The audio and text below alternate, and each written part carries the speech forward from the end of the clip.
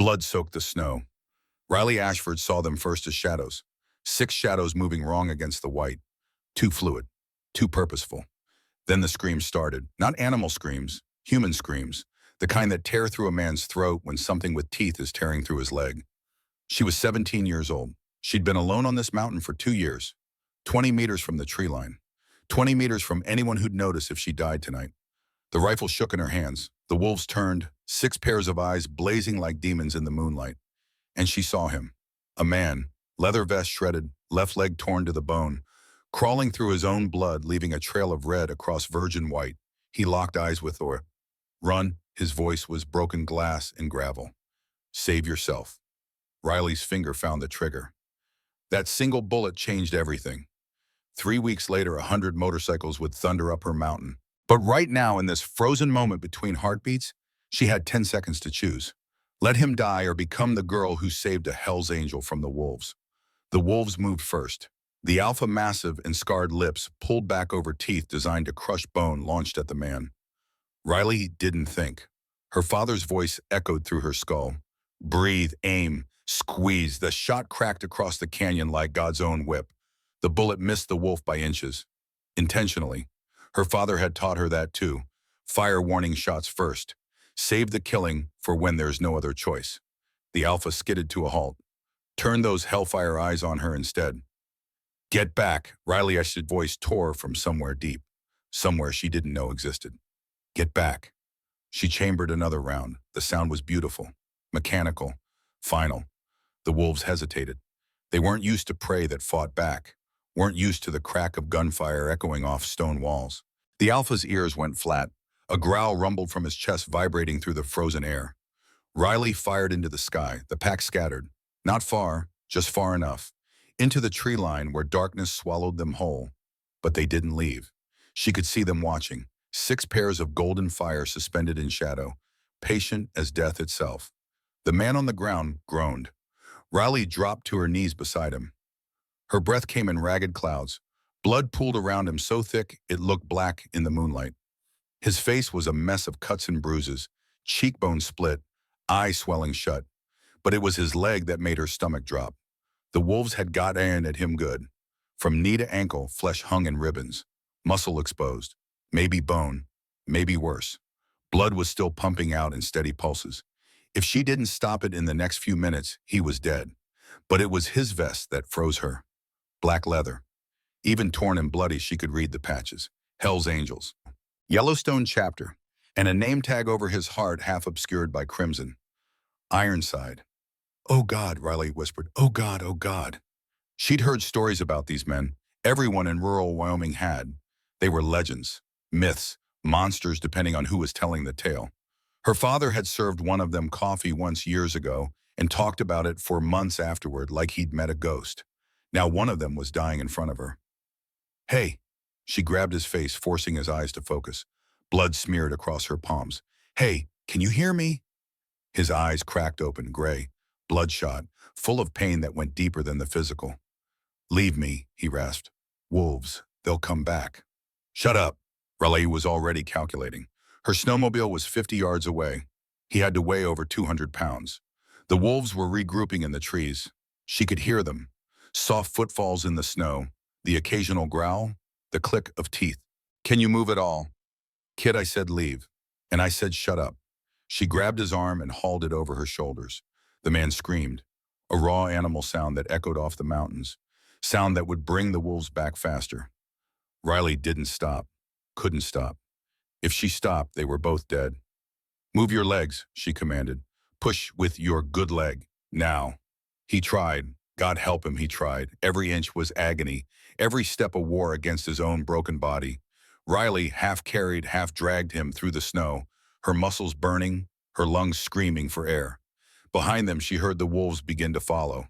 They were stalking her now, testing her, waiting for her to fall. Faster, she gasped. Come on, faster. Can't. You can. She tightened her grip until her fingers went numb. You don't get to die here. Not in my territory. The snowmobile materialized out of the darkness like salvation. Riley threw the man against it. He screamed again. She fumbled for the keys in her pocket. Her hands were shaking so badly she dropped them. Once, twice, metal hitting ice with a sound like bells. A wolf stepped out of the tree line, then another, then a third. They were done waiting. Riley found the keys, jammed them into the ignition. The engine roared to life, beautiful and brutal. She gunned the throttle just as the first wolf lunged. Its jaws snapped shut inches from her arm. She could smell its breath. Rotten meat and copper. The snowmobile shot forward, spraying snow and ice in a rooster tail behind them. Riley held on with one hand, the other wrapped around the unconscious biker. She didn't slow down until the cabin lights appeared through the trees, warm yellow squares of safety cutting through the frozen dark. Getting him inside nearly killed her. He'd passed out completely now, dead weight across her shoulders. Riley dragged him up the porch steps one at a time, wood creaking under the strain, leaving a trail of blood on weathered planks. She kicked open the door, hauled him across the threshold, and collapsed beside him on the kitchen floor. For a long moment, she just lay there gasping, staring at the ceiling. The same ceiling she'd stared at every night for 2 years. The same ceiling her father had stared at for 30 years before that. The man moaned. Survival instinct took over. Riley pushed herself up and went to work. She'd learned field medicine from her father. How to stitch wounds, set bones, treat infections with whatever was on hand. He'd been a hunting guide for 3 decades, taught her everything before the logging accident took him. Now she was using those lessons to save a Hell's Angel. "This is insane," she muttered, cutting away what was left of his jeans. "This is absolutely insane." The wound was worse than she'd feared. The wolves had torn through muscle, maybe nicked an artery. Blood was still pumping out in steady pulses. She could see bone, white against red. If she didn't stop the bleeding in the next few minutes, he was dead. Riley had grabbed a belt from the closet and cinched it around his thigh, pulled until he screamed awake. "What?" His eyes flew open, wild with pain and confusion. "What are you, tourniquet?" She pulled tighter. "You're bleeding out. I have to stop it." Who are you?" "Nobody." She tied off the belt and reached for her father's medical kit. "I'm nobody. Now hold still." "It hurts." "Good. Means you're still alive." She worked fast, her hands moving on autopilot, cleaning the wound with vodka. He screamed again, a sound she'd hear in her nightmares for years, picking out debris with tweezers, pine needles, dirt, something that might have been wolf fur. Then came the hardest part, stitching the deepest gashes.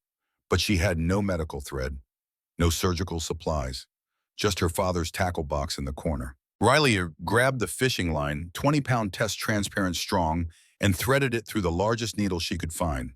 "I'm sorry," she whispered. "This is going to hurt." She wasn't lying. The needle pierced torn flesh. The man's back arched. His screams shattered the silence of the cabin. But Riley didn't stop, couldn't stop. She'd seen her father do this once, stitching up a hunter who'd been mauled by a bear 20 miles from the nearest hospital. Tight stitches, close together, pull the edges flush. Her father's voice guided her hands, stitch after stitch. The man drifted in and out of consciousness. Sometimes he was quiet. Sometimes he muttered names she didn't recognize. "Hawk," he mumbled. "Tell Hawk." "Who's Hawk?" Riley asked, more to keep him conscious than anything else. "Brother, my brother. Tell him about the ledger." "What ledger?" But he was gone again, pulled under by pain and blood loss. Riley finished the final stitch. 27 in total. The fishing line held, not pretty but functional. She wrapped the leg in clean bandages torn from her father's old shirts, checked his pulse, thready but present. His breathing was shallow but steady. He might live. Maybe. If infection didn't set in, if she'd stopped the bleeding in time, if 100 other things went right. She sat back on her heels and finally looked at him. Really looked. He was older than she'd first thought, maybe mid-40s, weathered face carved by wind and sun and years of hard living, hands scarred from violence or labor or both. Brown hair shot through with gray, thick beard matted with blood. Tattoos covered every visible inch of skin. Skulls, flames, dates, names, a life written in ink and scar tissue. On his left forearm, bear, 1971, 2021. On his right, coordinates that might have been a grave. And that vest, Hell's Angels. The words stitched in red and white across the back. Below them, smaller patches. Yellowstone chapter, road captain, and a name tag over his heart. Ironside. "Ironside," Riley said aloud. "Your name is Ironside." No response. He was out cold. She pulled a blanket over him, the same wool blanket her father had used, still smelling faintly of pine smoke and Old Spice, and went to the window. Outside, the wolves had gathered at the edge of her property, their eyes reflecting the cabin lights. They weren't hunting anymore. They were watching, waiting. Riley had grabbed her rifle and settled into her father's old chair. The leather was cracked, the stuffing coming out in places. But it had been his throne for 30 years. Now it was hers. "You want him," she whispered to the darkness. "Come and take him." The wolves didn't move, and neither did she. Dawn came gray and cold. Riley hadn't slept. Every time she'd started to drift off, a wolf would howl or Ironside would moan in his fevered sleep, and she'd snap awake with her finger on the trigger. Now as pale light crept through the windows, she finally allowed herself to breathe. Ironside's fever had spiked around 3 in the morning. She'd spent 2 hours forcing water down his throat, cooling his forehead with wet cloths torn from her last clean dress, praying to a god she wasn't sure she believed in anymore. But he was still breathing. Against all odds, he was still breathing. Riley made coffee, black, bitter, the way her father had liked it. She sat on the edge of the kitchen counter, legs dangling, staring at the stranger on her floor. What was she doing? She was 17 years old. She'd been alone for 2 years, ever since the logging accident that crushed her father under a falling pine. She'd found him 3 hours after it happened. Still alive. Barely. He'd looked at her with those kind eyes and said, "You're strong, baby girl. Stronger than you know." Then he died. Her mother had left when Riley was 6, just packed a bag one night and vanished down the mountain road. Never looked back, never called, never wrote. For years, Riley had checked the mailbox every day hoping for a letter, an explanation, anything. Nothing ever came. So it had been just her and Dad, and then just her. Riley had no family, no friends. The kids in Pine Hollow had stopped inviting her to things years ago. She was the weird girl who lived on the mountain, who hunted her own food, who could track a deer through snow but couldn't figure out how to talk to people her own age. No future beyond this cabin and these mountains. And now she had a dying Hell's Angel on her kitchen floor. "You picked the wrong place to crash," she told him. "I can barely keep myself alive out here." Ironside's eyes fluttered open. For a moment, he just stared at her, confusion clouding his face like fog over the valley. Then memory flooded back and he tried to sit up. "Don't." Riley crossed the room in 2 steps, pushed him back down. Not hard, just firm. "You'll tear the stitches." "Where?" His voice was sandpaper on wood. "Where am I, Tut?" "My cabin, 20 miles north of Clearwater, middle of nowhere." "The wolves." "Outside, they've been watching all night." She handed him a glass of water. "Drink, you need fluids." He took the glass with shaking hands, drained it in 3 gulps. When he finished, he looked at her, really looked, and his expression shifted from confusion to something like wonder. "You saved me. You were dying. I didn't have much choice." "There's always a choice." He set the glass down, wincing as pain shot through his leg. "Most people would have run, should have run." "I'm not most people." A ghost of a smile crossed his face. "I'm starting to figure that out." He tried to sit up again, slower this time. Riley grabbed his arm, helping him prop his back against the cabinets. He was pale, sweating, but alive. The vest hung open now. She could see more tattoos underneath. A woman's name across his heart, Sarah. Forever. Below that, a date, August 3rd, 2019. The kind of date that meant something terrible. "My bike," he said suddenly. "Wrecked." "Where?" "I found it near the ridge where you went down. It's in pieces. Total loss." His face went pale. Not from pain, from fear. "Did you find anything in the saddlebags?" "I didn't check. I was more focused on the guy bleeding to death in the snow." "I need you to go back." His hand shot out, grabbing her wrist with surprising strength for a man who'd been at death's door hours ago. "There's a leather pouch in the left saddlebag. Brown leather. About this big." He gestured. "I need it." "What's in it?" "That's club business." Riley had pulled her arm free. "You're in my cabin. You're wearing my bandages. You're alive because of my fishing line. That makes it my business." Ironside stared at her for a long moment. She could see him calculating, weighing how much to tell her against how much he needed her help. The skin around his eyes was tight with pain, but his gaze was steady. Finally, he spoke. "It's a ledger. Names, dates, transactions. Proof that a rival club, the Vultures, murdered 2 federal agents and buried them in the desert outside Salt Lake." Riley's blood went cold. Federal agents. The vultures are running meth across 3 states, Wyoming, Utah, Nevada. The feds got too close, started asking the right questions, following the right trucks, so the vultures made them disappear. Ironside's jaw tightened. One of those agents was 26 years old. Michael Brennan had a wife, Sienna, a baby daughter, Lily, just turned 3. How did you get the ledger? I took it from the vulture's president himself, Silas Crane. They call him Viper. A dark satisfaction flickered in his eyes.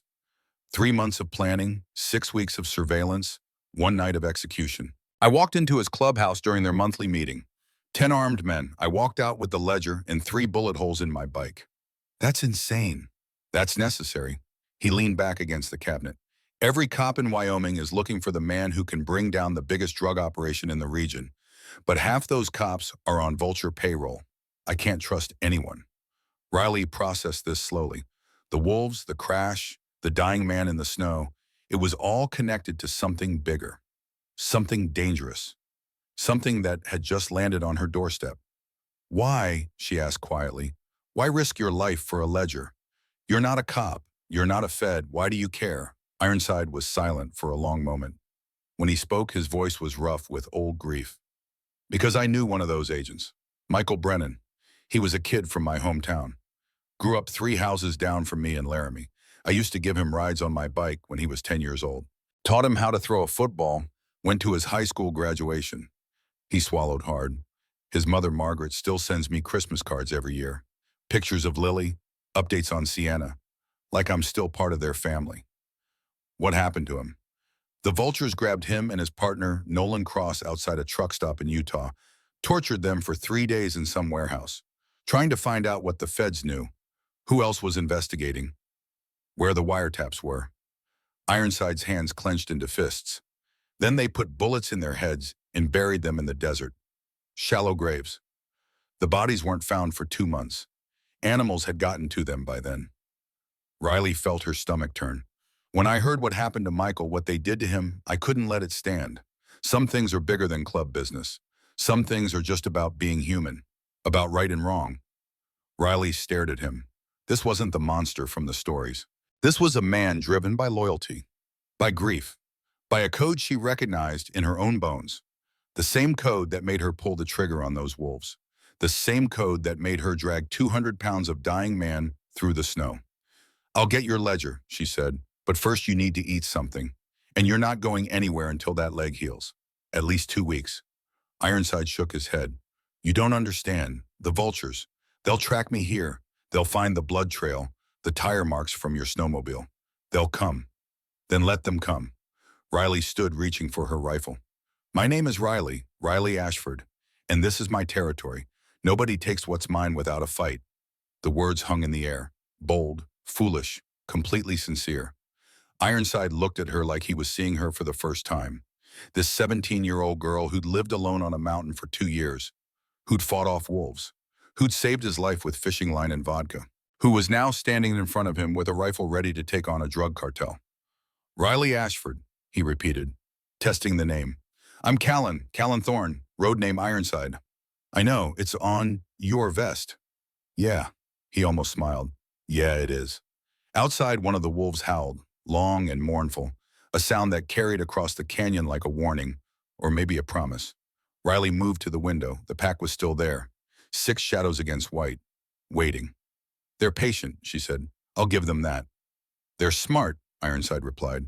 Wolves don't give up easy, not when they've tasted blood. They'll wait for days if they have to. So will I. She turned from the window, meeting his eyes. You saved someone's life once, didn't you? That's why you took that ledger. That's why you're willing to die for it. Ironside nodded slowly. Then I guess we're the same, Riley said, because I'm not letting anyone die on my mountain. Not you. Not some federal agent's family, not anyone. Kid. Stop calling me kid. I just saved your life with fishing line. I think I've earned my name. You did. Ironside's voice was soft, full of something she couldn't name. Respect maybe, or recognition. You absolutely did, and I won't forget it.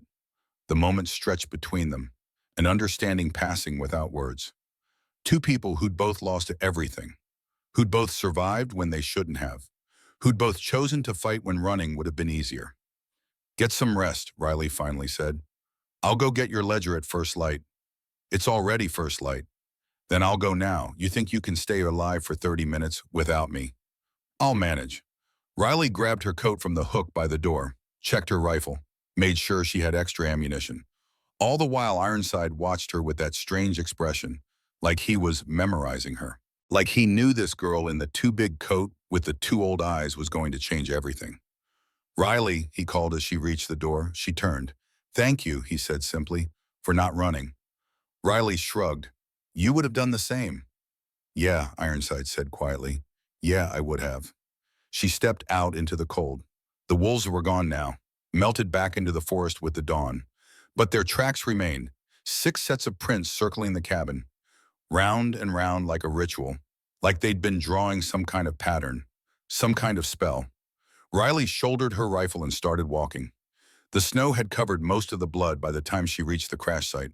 She moved carefully, eyes scanning the tree line for any sign of the wolves. Or worse, the vultures could be watching right now, waiting to see who came looking for their target. But the forest was silent, too silent. No birds, no wind, just the crunch of her boots on frozen snow. Ironside's bike lay in a ravine about a quarter-mile from where she'd found him.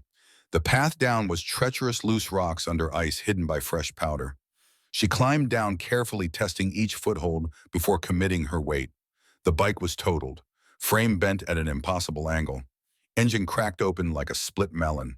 Fuel tank ruptured, leaving a rainbow sheen on the snow.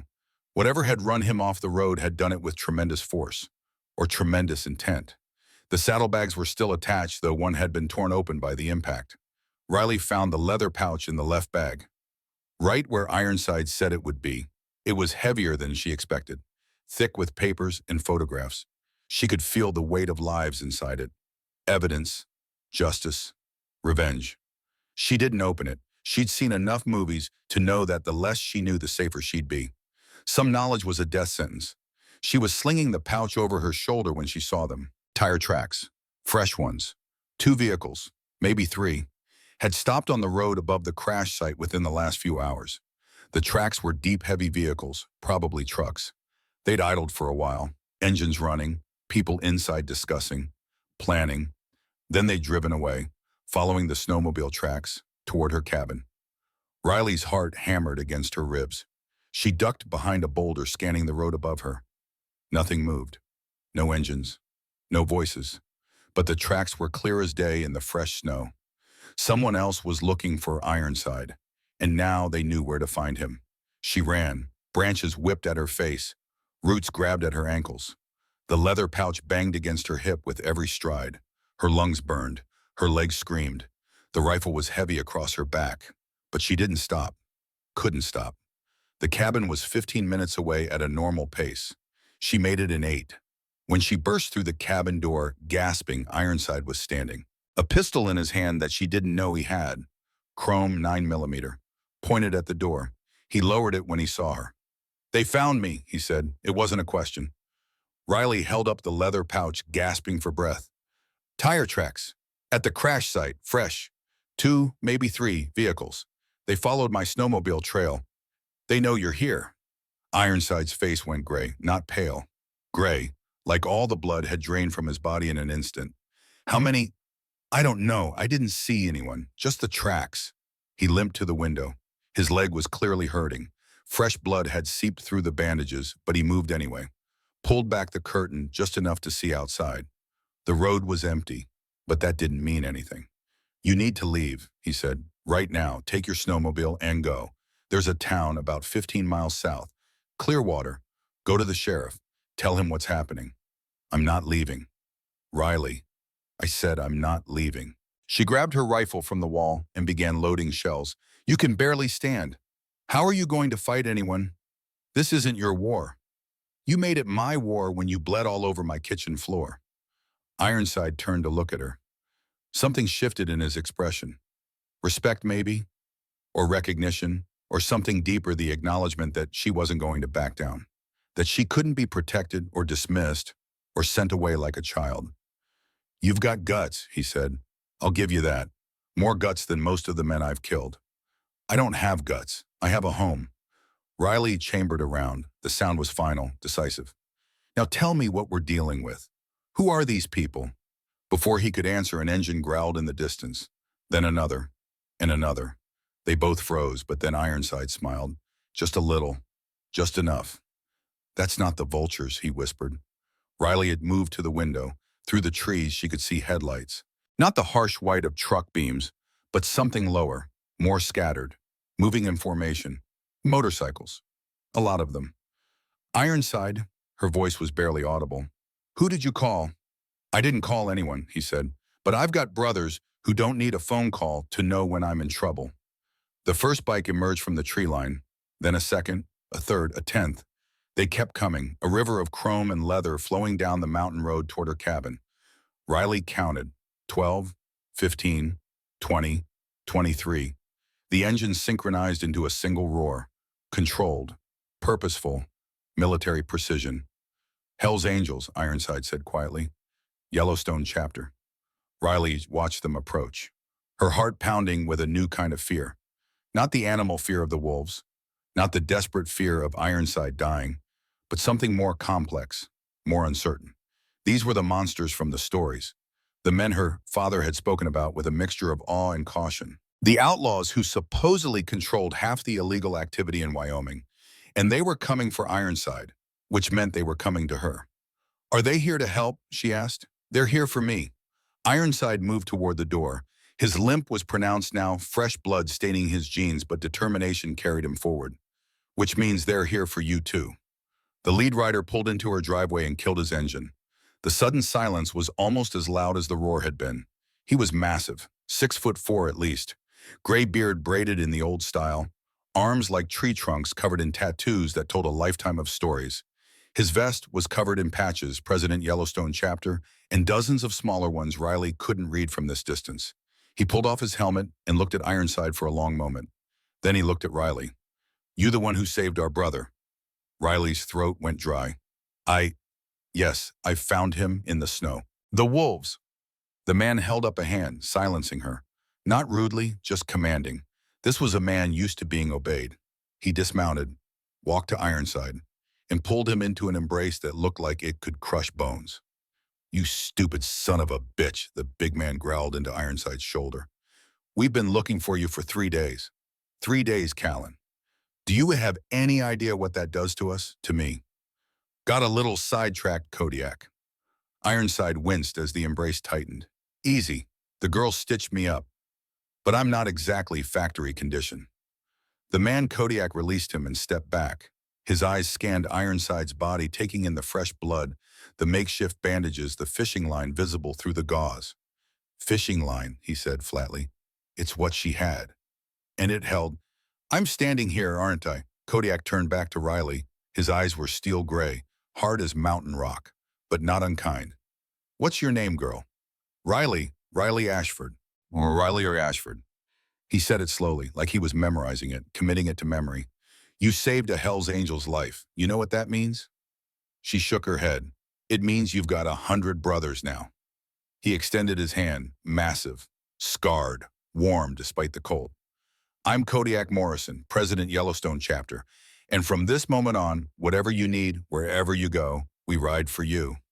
Riley shook his hand. Her own hand disappeared inside his. Her mind was reeling, trying to process what was happening. 24 hours ago, she'd been alone, forgotten, invisible. A girl living on a mountain with no one to care whether she lived or died. Now she had an army. But somewhere in the mountains, the vultures were still hunting.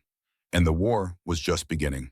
The rumble of 23 Hell's Angels engines shook Riley's cabin like thunder trapped in a bottle. She stood on her porch, rifle still in hand, watching these leather-clad giants dismount one by one.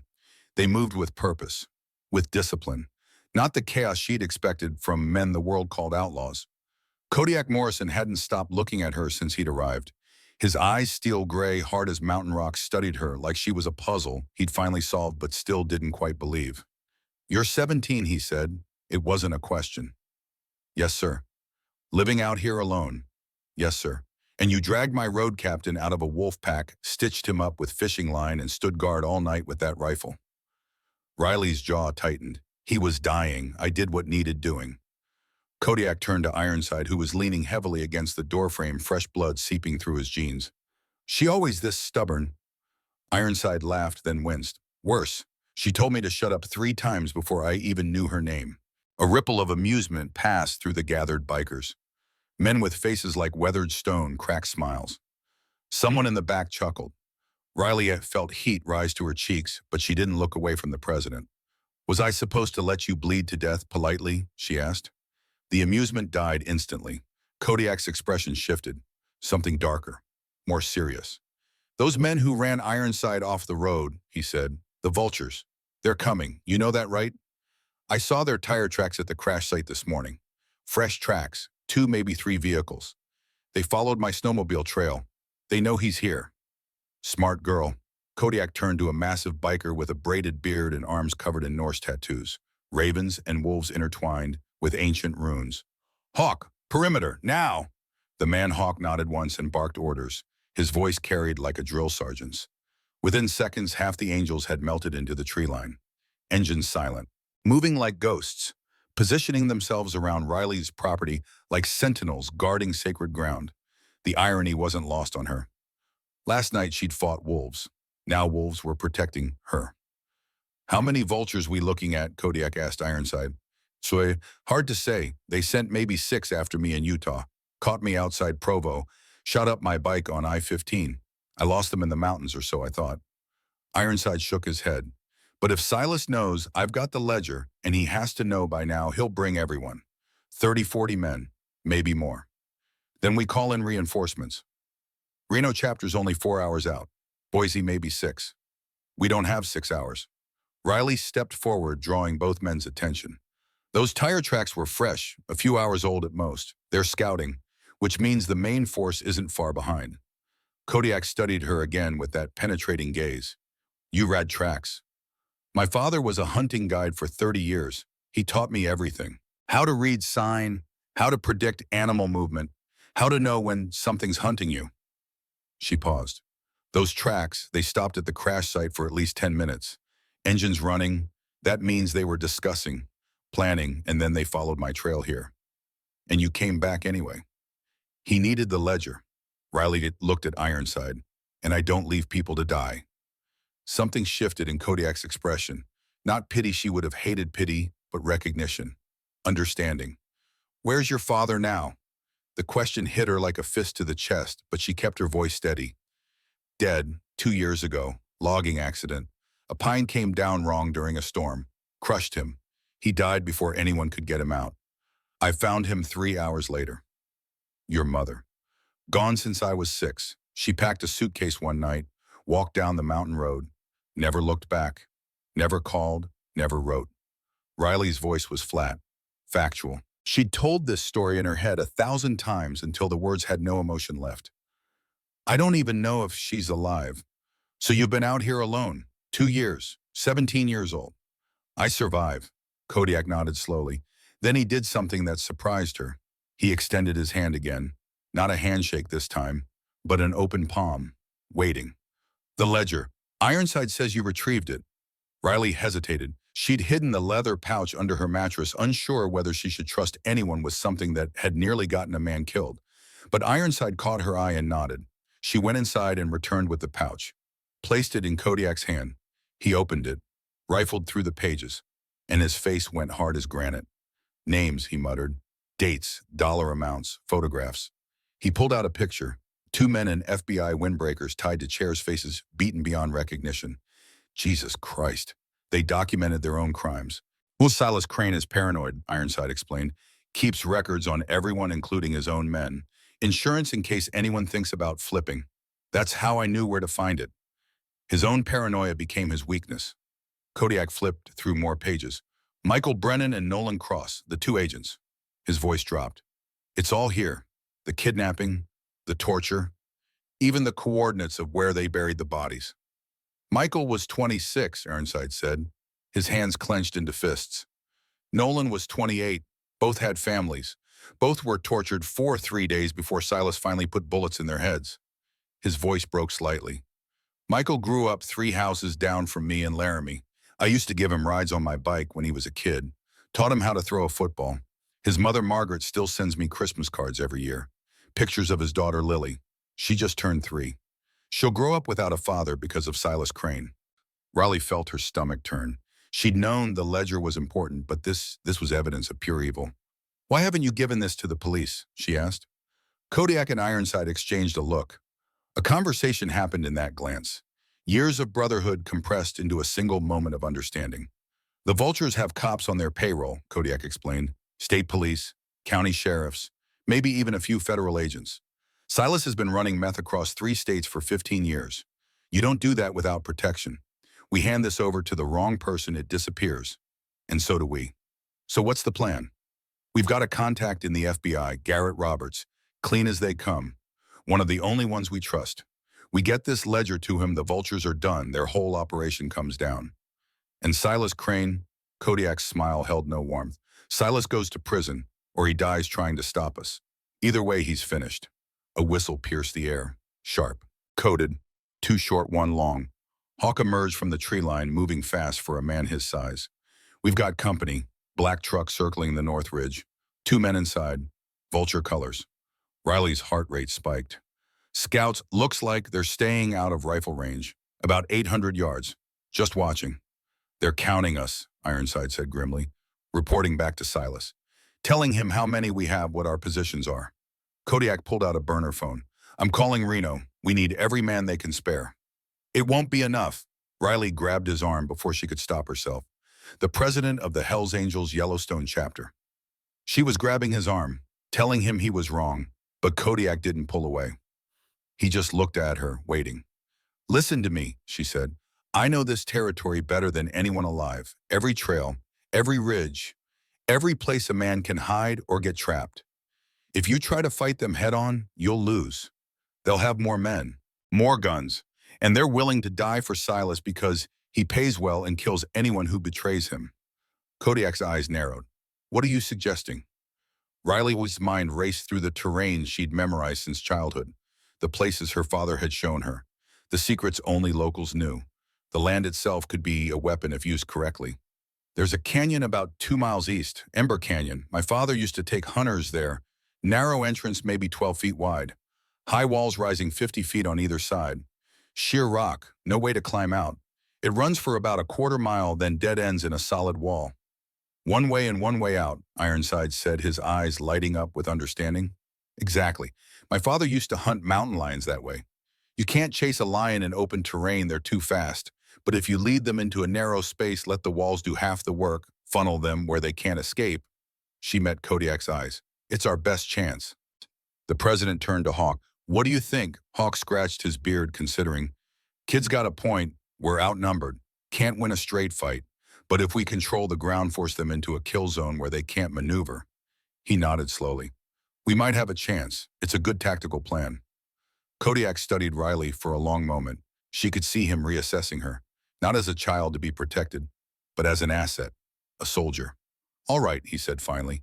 "Show us this canyon." Riley grabbed her rifle. "Follow me." For the first time in 2 years, she wasn't running from something. She was running toward it. The canyon was exactly as Riley remembered, a narrow slash through the mountains. The entrance was deceptive. It looked wider from a distance, but up close the walls squeezed in tight, maybe 12 feet across, just wide enough for 2 motorcycles side by side, or a truck if the driver was skilled. The walls rose straight up, 50 feet of sheer granite on either side. No handholds, no ledges, no way to climb out once you were inside. Hawk surveyed the terrain with a tactical eye honed by 3 tours in Iraq. "Good sight lines from the ridges. We put shooters up there." He pointed to the north ridge. "And there. Anyone coming through that entrance is walking into a crossfire." "What about the other end?" Ironside asked, limping beside Riley. His leg was clearly hurting now, but he pushed through it. "Dead end, wall of rock. My father said it was a landslide about 50 years ago. Sealed off what used to be a pass through the mountains." She pointed. "They'll be trapped. No way out except back through us." Kodiak was already thinking like a general. "We need bait. Someone to lead them here. The Vultures aren't going to charge blindly into a canyon. They're criminals, not idiots. They'll scout it first. Check for traps." "What about the ledger?" Hawk suggested. "We could let them see it. Make them think Ironside's trying to escape through the canyon." "Too risky," Ironside said. If they get their hands on it, they won't. Riley's voice cut through the discussion. Because I'll be the one leading them. Everyone turned to look at her. Absolutely not, Ironside said immediately. Listen to me. No, you listen. Ironside grabbed her shoulder, spinning her to face him. These men are killers, Riley. Professional killers. They've murdered federal agents, run drugs across 3 states. They won't hesitate to put a bullet in a 17-year-old girl who gets in their way. I know what they are. Then you know this is suicide. It's not suicide if it works. She pulled free of his grip. I know these mountains. I know every trail, every shortcut, every hiding spot. I can stay ahead of them, draw them into the canyon, and disappear before they even know what hit them. And if something goes wrong, then you make sure it counts. She met his eyes unflinching. You get that ledger to your FBI contact? You bring down the vultures. You make Michael Brennan's death mean something. You make sure his daughter grows up knowing her father died for justice, not for nothing. Ironside stared at her, his jaw working. She could see the war in his eyes. The protective instinct, something she suspected was new for him, caring about someone outside his brotherhood, fighting against the cold logic of survival. She's right. Kodiak's voice cut through the tension.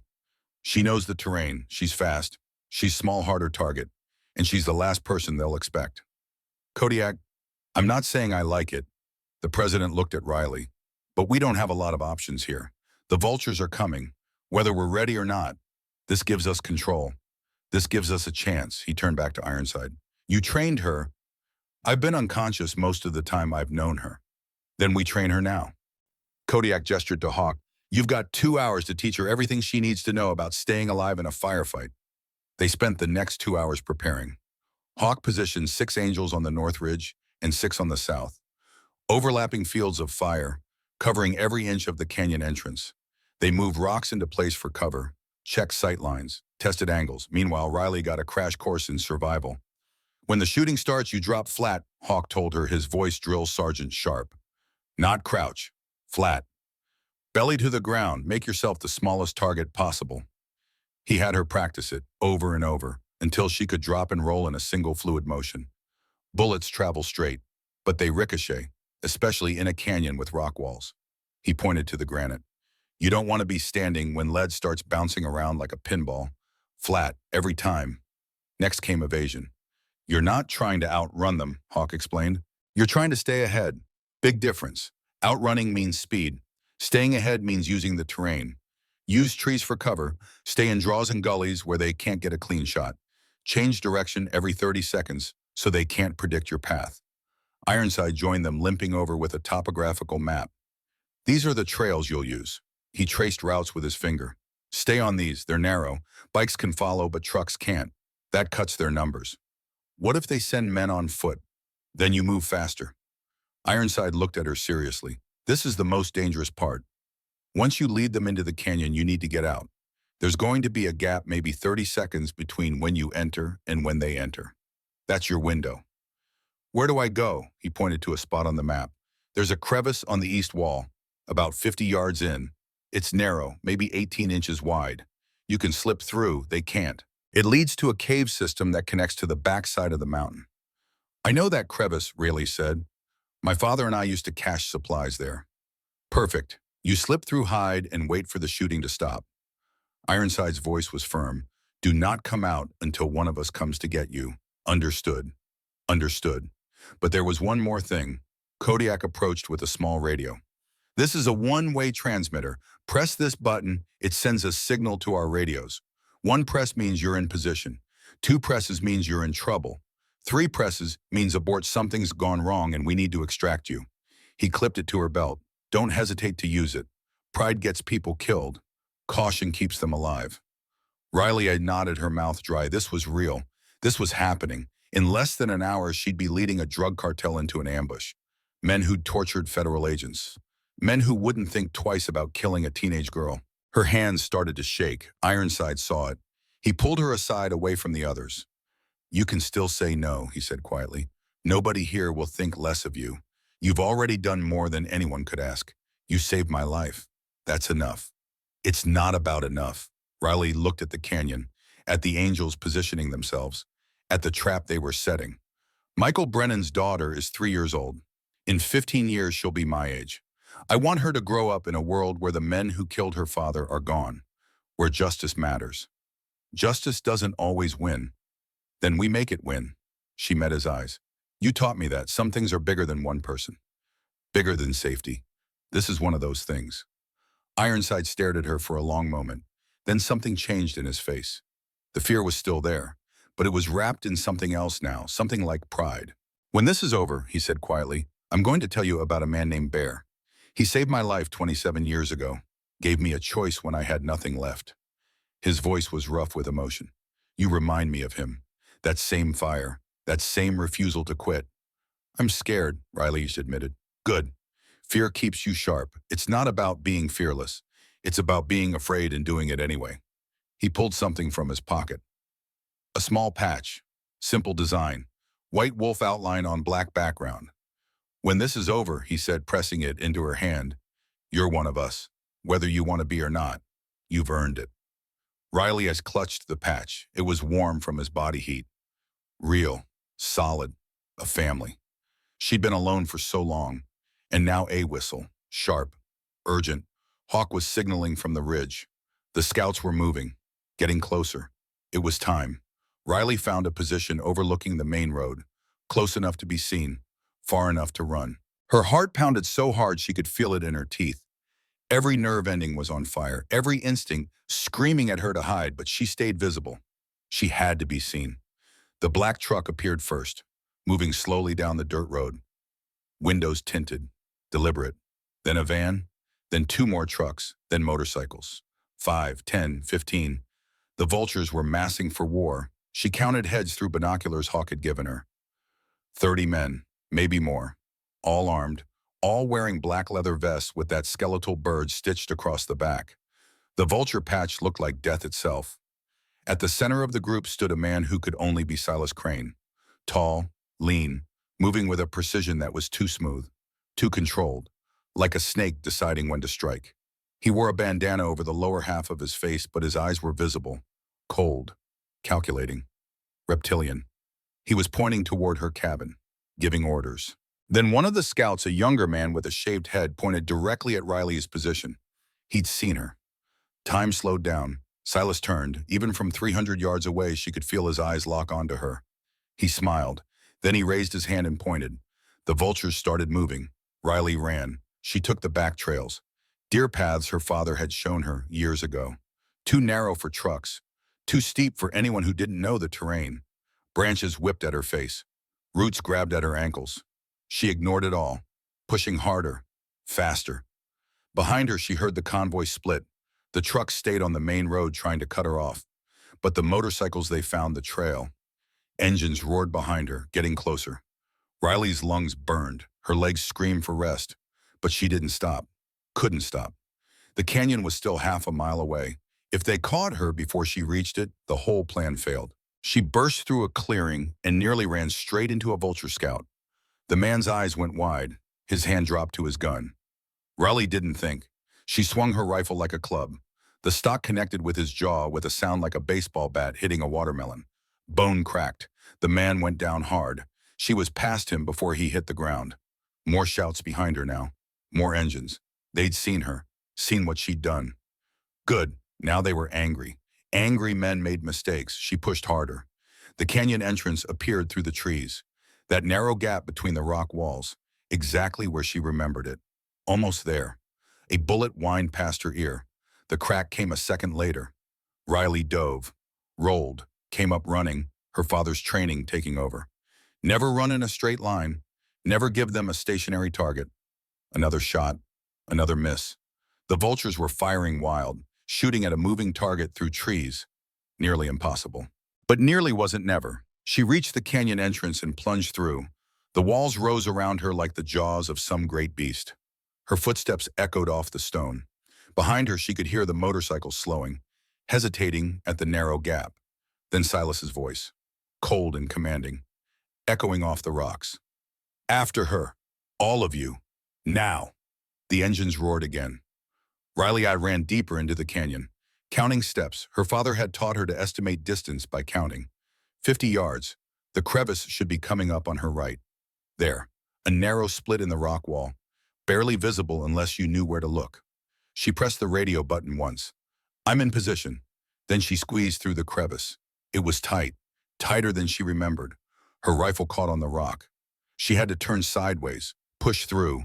The stone scraped her arms, tore her jacket, but she made it through.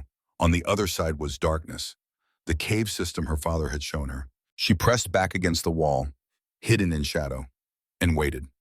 The first vulture came through the canyon entrance on his motorcycle. Then another, another. They filled the narrow space like water pouring through a crack. 20 men, 30, and all of them armed, and all of them focused on the far end of the canyon where they thought she'd gone. Silas was the last one through. He killed his engine and dismounted, pulling a pistol from his belt. Chrome, Desert Eagle, meant for intimidation as much as killing. Well, well, his voice echoed off the canyon walls. The little girl who saved the Hell's Angel. You've caused us a lot of trouble, sweetheart. Silence. Riley held her breath. Come out, Silas called. There's nowhere to run. The canyon dead ends. We've got 30 men. You've got what, a rifle and a prayer. More silence. Tell you what, Silas continued, his voice taking on a false kindness. You give us the ledger and maybe we let you live. Maybe we let you walk away. You're just a kid. You didn't know what you were getting into. Riley pressed harder against the cave wall, her heart hammering. Every instinct screamed at her to run deeper into the cave, to hide, to escape. But she'd done her part. Now it was up to the angels. Silas took another step into the canyon, then another. His men followed, spreading out, searching. The ledger, Silas said. His voice was harder now, anger bleeding through. Where is it? Then Hawk's voice echoed from the ridge above, calm, steady, final. Right here, asshole. The canyon exploded. Gunfire rained down from both ridges. A thunderstorm of lead and fury. Muzzle flashes lit up the canyon like lightning. The sound was deafening, overwhelming, absolute. Vultures screamed, fell, scrambled for cover that didn't exist. The canyon walls turned their own ambush against them. Bullets ricocheting off stone, finding flesh no matter where they hid. Riley covered her ears. Even hidden in the cave, the sound was unbearable. Like standing inside a thundercloud, she could smell gunpowder, cordite, blood. She heard Silas screaming orders, heard the roar of engines as some vultures tried to flee back through the entrance, heard the crack, crack, crack of Hawk's rifle picking them off one by one. Methodical, professional. Then as suddenly as it had started, it was over. Silence fell over the canyon like a shroud. Riley raised her head slowly. Through the crevice, she could see the canyon. Bodies lay everywhere. Vultures slumped over their motorcycles, crumpled against the canyon walls, sprawled in the dirt. But not all of them. A handful had survived. Maybe 5, including Silas. He was crouched behind a rock, bleeding from a wound in his shoulder, pistol still in hand, and he was looking around, searching for her. I know you're here, he called out. His voice was different now, not smooth, ragged, desperate. I saw you come in. Didn't see you go out. You're hiding somewhere. Riley pressed back against the cave wall, barely breathing. Come out, Silas screamed. Come out, you little bitch. Footsteps. He was moving along the wall, getting closer to the crevice. Riley's hand went to the radio. She could press it twice. Signal distress. Bring the angels down. But movement would make noise, and noise would reveal her position. She stayed frozen. Silas was 10 feet away now, 5 feet. His shadow fell across the crevice opening. I'm going to find you, he whispered. And when I do, a gunshot cracked through the canyon. Silas's body jerked. His eyes went wide. He looked down at the bloom of red spreading across his chest, then back up, confused, betrayed. He collapsed. Behind him, Ironside stood at the canyon entrance, pistol still smoking, his face pale with pain and exhaustion, blood soaking through his jeans. He'd torn his stitches again, but he was standing. You talk too much, Ironside said to the dead man. Then his legs gave out and he crumpled to the ground. Riley burst from the crevice. Ironside, Ironside. She caught him before he hit the rocks. His weight nearly took her down, but she held on, lowered him carefully. Ironside, stay with me. His eyes fluttered. Blood was seeping through his bandages. The fishing line stitches had torn, fresh wounds mixing with old. Told you, he mumbled. Told you to come back. I did come back, you idiot. Tears were streaming down her face now. I'm right here. Good. A ghost of a smile crossed his lips. Good. The angels were descending from the ridges now, boots on stone, checking bodies, securing weapons. Hawk reaching them first, dropping to his knees beside Ironside. Medic, Kodiak bellowed from somewhere. Someone get me a damn medic. I've got this. Riley pushed Hawk aside gently but firmly. I've done it before. Her hands were steady now, rock steady. She'd kept him alive through one impossible night. She could do it again. She worked fast, cutting away the old bandages, applying pressure to the worst bleeds. The fishing line had held surprisingly well, only 3 stitches had torn completely. She could work with that. Tech appeared with a proper first aid kit. Real medical supplies, sterile thread, antiseptic, gauze. Riley stitched the reopened wound, proper stitches this time. Ironside groaned but didn't pass out. Tough bastard. You're going to be okay, she told him. You hear me? You're going to be fine. I believe you. His hand found hers, squeezing weakly. I believe you, Wolf Girl. It was the second time anyone had called her that. She didn't let go of his hand until the bleeding stopped. They burned the vultures' bikes in the canyon. The smoke rose black and thick against the blue Wyoming sky. The bodies they left for the county to find. Evidence. Proof. Let the law handle the cleanup, Kodiak said. We've got what we came for. The ledger was already on its way to FBI agent Garrett Roberts. A trusted angel courier was riding it straight to Boise. By tomorrow morning, federal raids would be hitting vulture operations in 3 states. But first there was something else. Kodiak gathered everyone at the canyon entrance. 23 angels. And Riley. There's something you need to know, he said quietly. His voice was different, softer, more personal. He pulled out an old photograph from his vest pocket, yellowed with age, creased from years of being carried close to his heart. This photo was taken 33 years ago. He held it up. The image showed a young woman, maybe 19, holding a newborn baby. She was standing in front of a log cabin. Behind her, a distinctive twisted pine tree with 2 trunks growing from one root. The tree had a white blaze like lightning down its trunk. Riley's breath caught. That tree, that's outside my cabin. This is my daughter, Kodiak said. His voice was rough with old emotion. Evelyn, she was born in your cabin during the worst blizzard Wyoming had seen in 50 years. February 12, 1990, I was 25 years old, riding through a whiteout.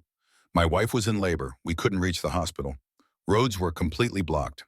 He turned the photo over. On the back, faded blue ink, Evelyn Morrison, born February 12, 1993, 3:47 a.m., delivered by Margaret Ashford. Margaret Ashford, Riley whispered. That was my grandmother. Your grandmother saved my daughter's life that night. Kodiak's eyes were wet. My wife was in labor for 16 hours. Complications, breech birth, hemorrhaging, no hospital equipment, no ambulances, just your grandmother's hands in 60 years of experience. She was a midwife, best in 3 counties, delivered half the babies in Pine Hollow over 40 years. He looked at the photo. When Evelyn finally came out, she wasn't breathing. Your grandmother gave her mouth-to-mouth for 5 minutes. 5 minutes of breathing life into my daughter. And then, Evelyn cried. Ironside was listening now too, his face soft. I tried to pay your grandmother, Kodiak continued. Offered her everything I had. She refused. Said she didn't save babies for money. She saved them because it was right. That sounds like her, Riley said quietly. She'd been so young when her grandmother died. But she remembered kindness, gentle hands, a laugh like wind chimes. I've spent 33 years trying to repay that debt, Kodiak said. Looking for your grandmother. But she passed before I could track her down. She died when I was 2, cancer. When Ironside radioed that he'd crashed near Clearwater, near an Ashford cabin, Kodiak shook his head, his voice breaking. I knew. 33 years later, and Ashford saving a Morrison again. He reached out and took Riley's hand. That's not coincidence, girl. That's destiny. That's blood debt being honored across generations. You don't owe me anything. Yes, we do. Kodiak's grip tightened. Your grandmother saved my daughter when I had nothing to offer her but gratitude. Now I have everything to offer you. Protection, family, a place in this world. He stood helping Riley to her feet. That's why every angel in Wyoming dropped everything and came. That's why we'll ride through hellfire for you, not just because you saved Ironside, but because an Ashford saved a Morrison. And Hell's Angels always pay their debts.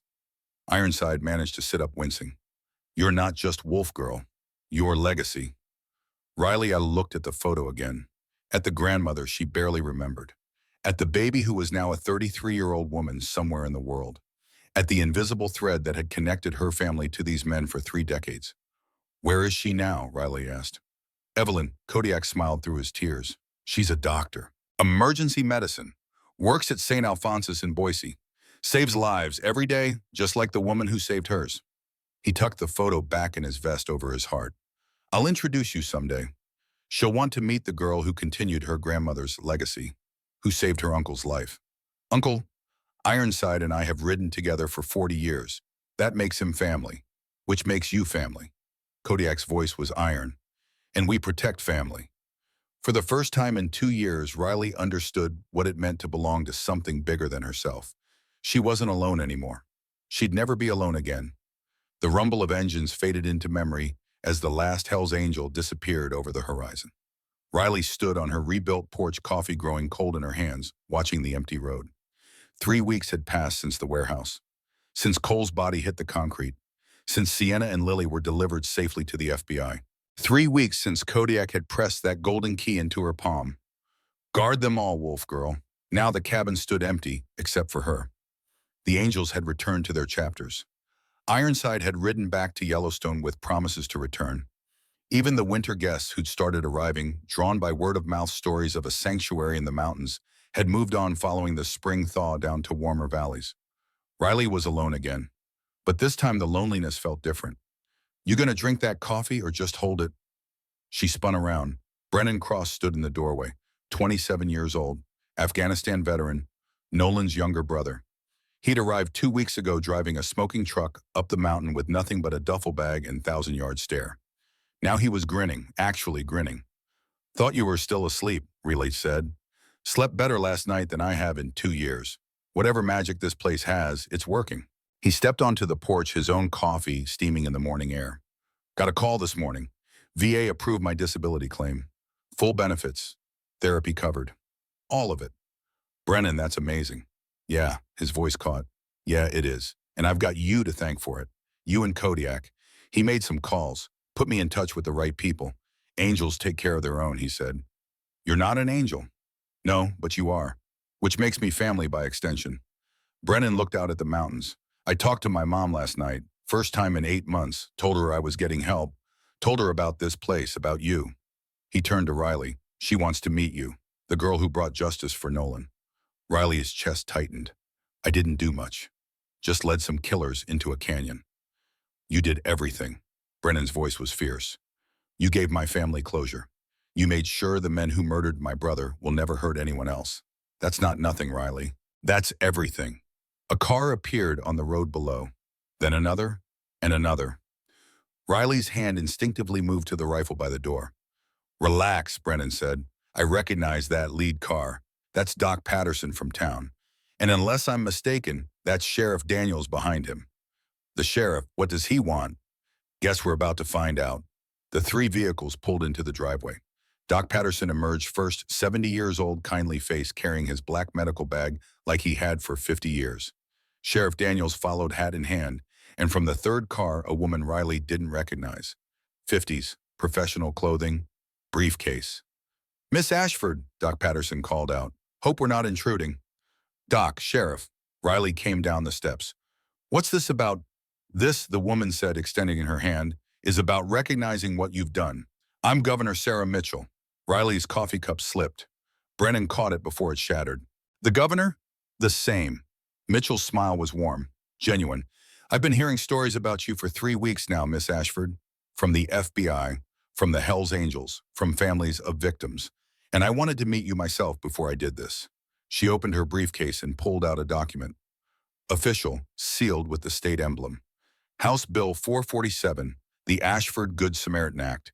It protects anyone who provides emergency medical care in rural areas from civil or criminal liability.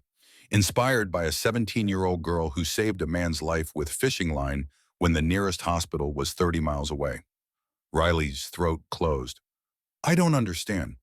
You stitched up a dying man with fishing line and vodka. No medical license, no hospital, no backup. In most cases, that could be prosecuted as practicing medicine without a license. even if you saved his life.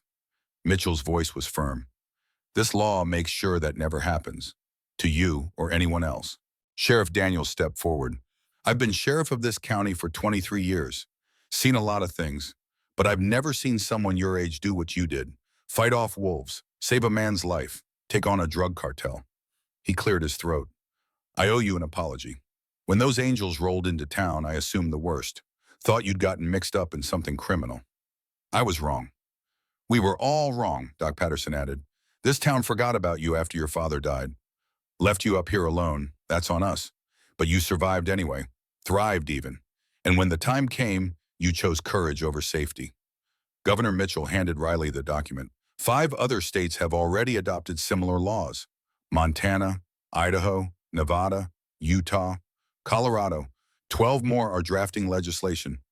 By year's end, we estimate this act will protect thousands of rural first responders across the West. All because of you, Brennan said quietly.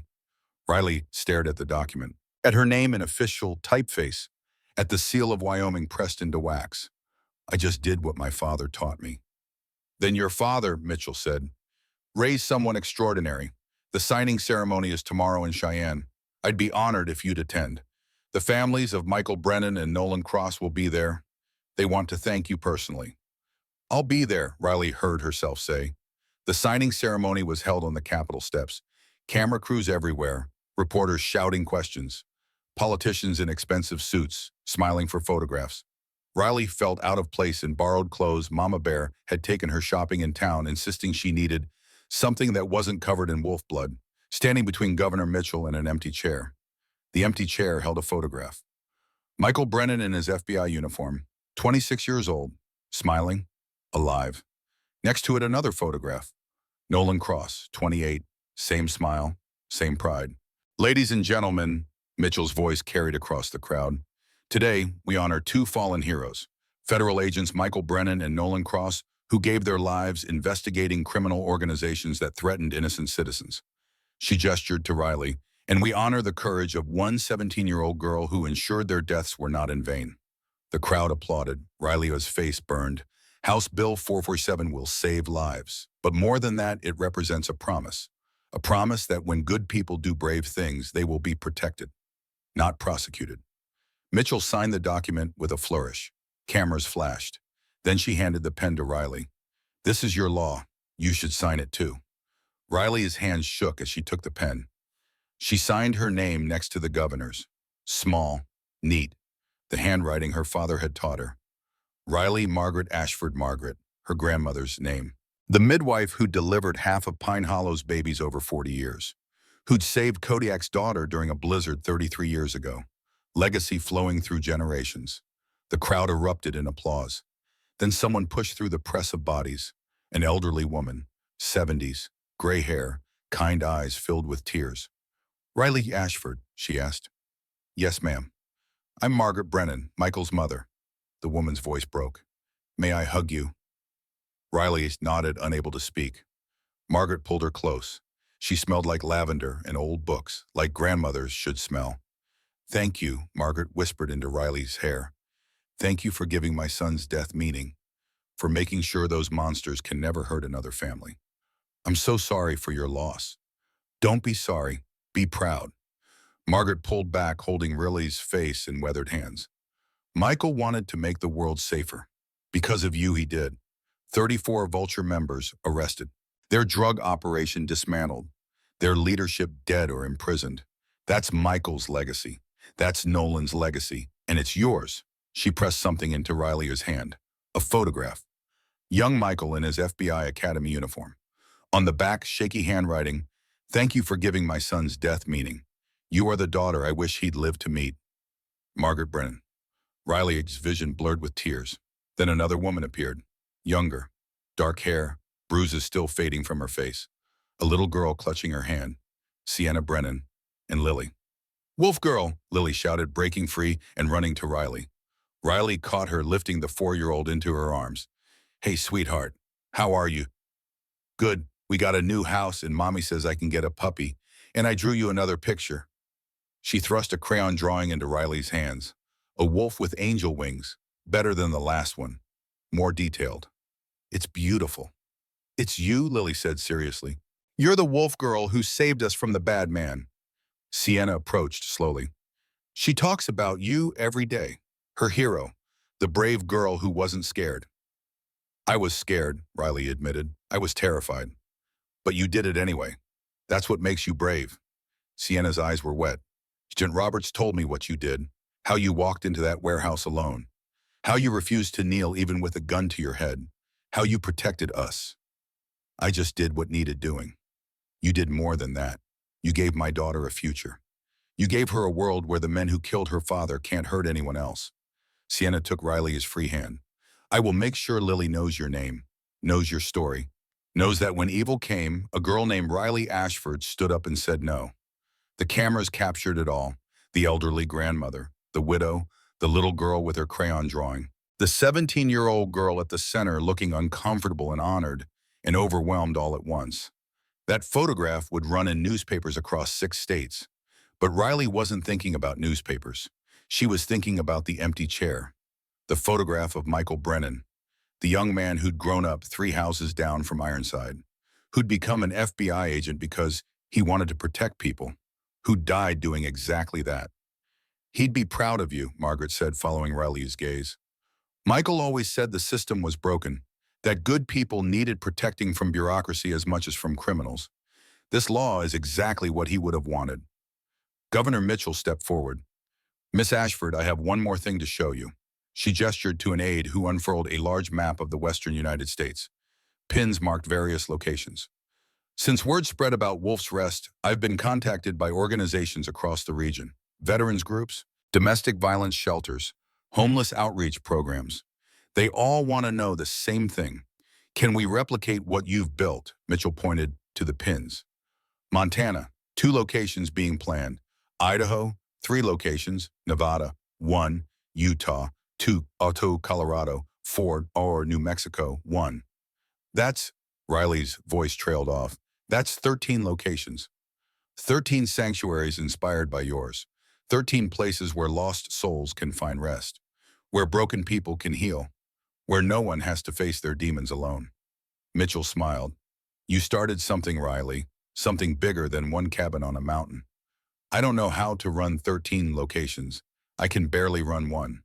You won't be alone. The Hells Angels have offered support, resources, protection, and several nonprofit organizations have committed funding. Mitchell's voice softened. You don't have to do this. No one would blame you if you wanted to just be a kid, go to college, live a normal life. Riley looked at the map, at all those pins, at all those places that could become havens.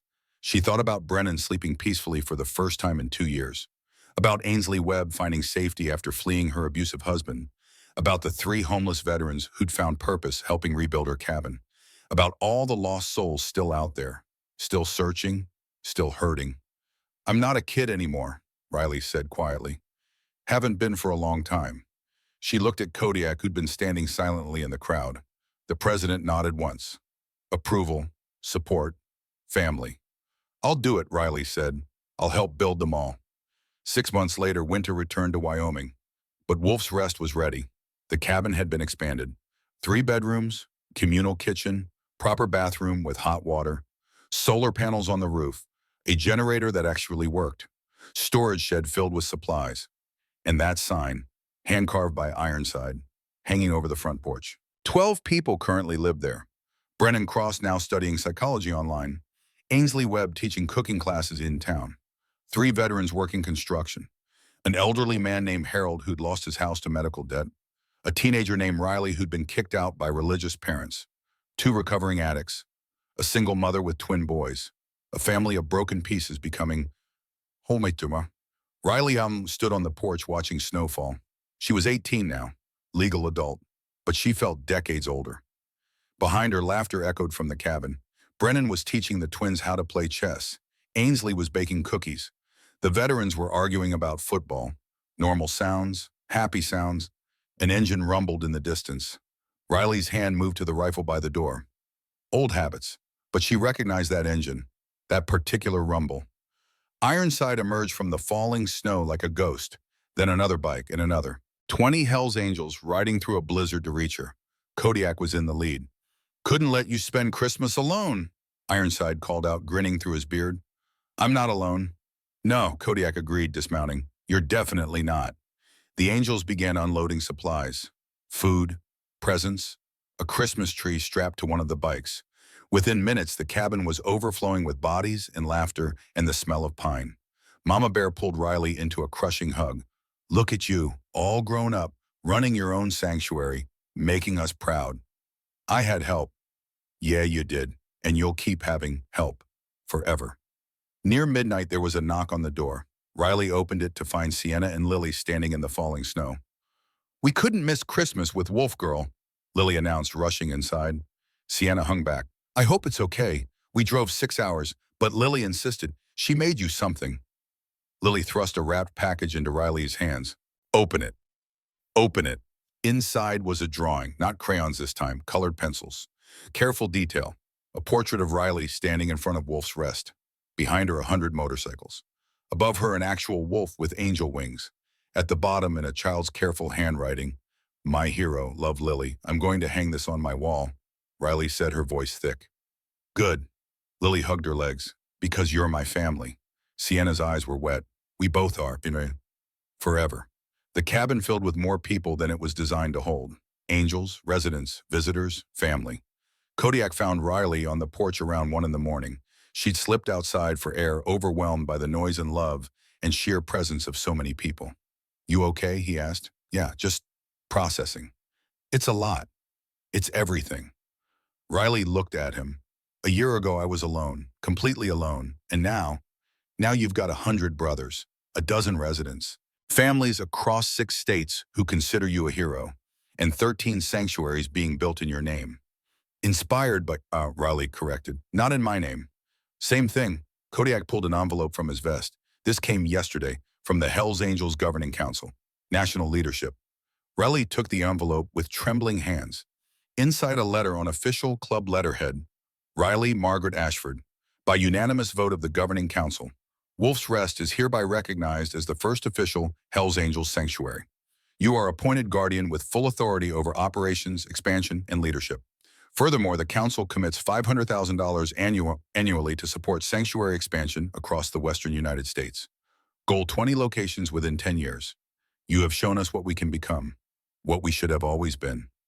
Ride forever, the Governing Council, $500,000, Riley whispered. Every year, for as long as you need it. Kodiak's voice was gruff with emotion. You changed us, Riley. Changed what it means to be a Hells Angel. We're not just outlaws anymore. We're protectors, builders, family. I didn't change anything. You saved a dying man with fishing line. You fought a drug cartel. You built a sanctuary from nothing. You inspired 13 more. Kodiak put his hand on her shoulder. You changed of everything. Inside, someone started singing, off-key, drunken Christmas carols. Come on, Kodiak said. Your family's waiting. They went back inside, into the warmth, into the laughter, into the family that Riley had chosen and that had chosen her.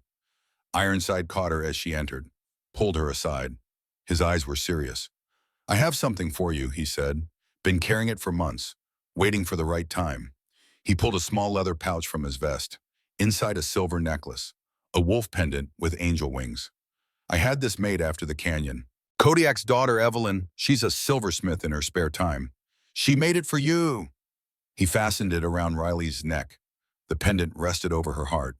Warm, heavy, real. You're not just Wolf Girl anymore, Ironside said. Your legacy, your hope, your proof that one person can change the world. I'm just me. Yeah, and that's more than enough. Spring came slowly to Wyoming. Riley stood on her porch, coffee in hand, watching the sunrise paint the mountains gold and pink. Wolf's Rest was quiet this morning. Most of the winter guests had moved on, but new ones would come. They always did. A car appeared on the road below, beaten, smoking. It pulled into the driveway and killed the engine. A man emerged, mid-50s, rough hands, hopeless eyes, carrying everything he owned in a plastic bag. Is this Wolf's Rest? He asked. Riley set down her coffee and walked toward him. It is. What's your name? Marcus. Lost my job 8 months ago. Wife left. Kids won't talk to me. Been living in my car. Someone at a shelter said maybe there was a place. There is. Riley extended her hand. I'm Riley. Welcome home. She led him toward the cabin. Behind her, more engines sounded in the distance. More travelers, more lost souls. The cycle continued. 6 wolves had circled a bleeding man in the snow. A lonely girl had made a choice, and 100 Hell's Angels had ridden back to thank her. But the real miracle wasn't the rescue, wasn't the battle, wasn't even the brotherhood forged in blood. The real miracle was what came after. A girl who learned that strength isn't about standing alone. It's about knowing when to let others stand with you. A club that remembered why they started riding. A place called Wolf's Rest, where broken pieces became whole. And a legacy that would ripple across mountains and states and hundreds of lives for decades to come. Riley Ashford, Wolf Girl, Guardian Angel, Playmate of the Flame, stood at the center of it all.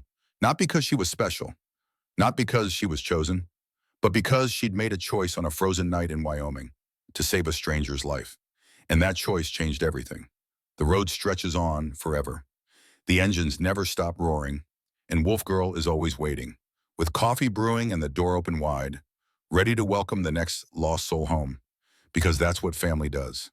They find you, they keep you, they never let go.